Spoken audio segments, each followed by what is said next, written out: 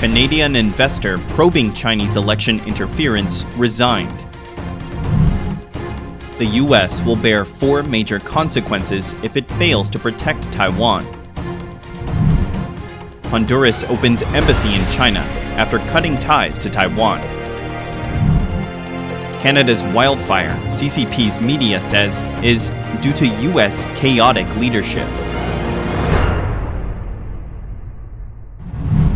In a surprising turn of events, David Johnston, the special investigator appointed by Canadian Prime Minister Justin Trudeau to probe alleged election interference by the Chinese regime, has announced his resignation on June 9th. Citing widespread opposition to his appointment and work, 81-year-old Johnston stated he would step down by the end of June or as soon as he completes his final report. Reuters reported that Johnston's appointment in March followed media reports based on leaked intelligence stating that Beijing had attempted to influence Canadian elections and policies. However, China has vehemently denied any interference. Last month, the House of Commons, Canadian's lower chamber of parliament, passed a non-binding motion demanding Johnston's resignation.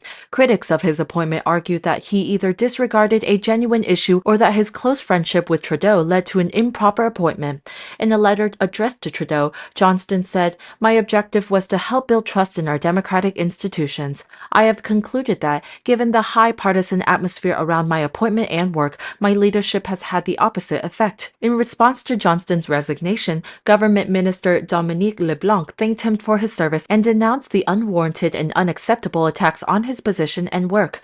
LeBlanc also stated that he would seek expert advice on how to proceed with investigating foreign election interference and determine the most suitable person to lead that work.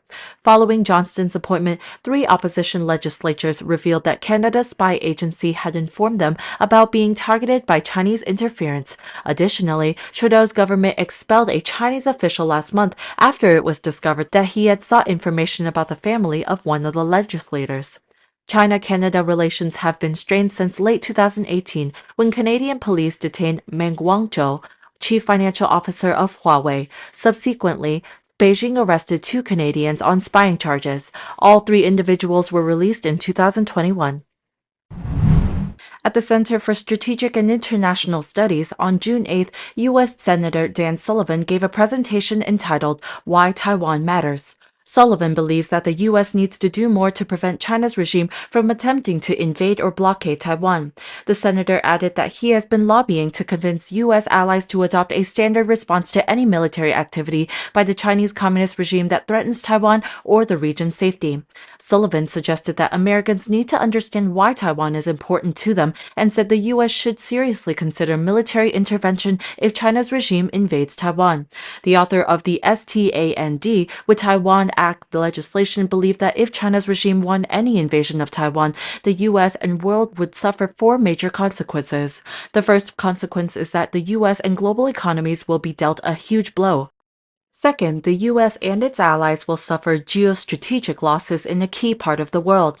Third, allies will question U.S. commitments. And fourth, Xi's authoritarian model of government will be promoted globally. According to Taiwan News, throughout Sullivan's presentation, he emphasized that the conflict between authoritarianism, represented by China's regime, and democracies represented by Taiwan is a test of willpower and will come with global consequences.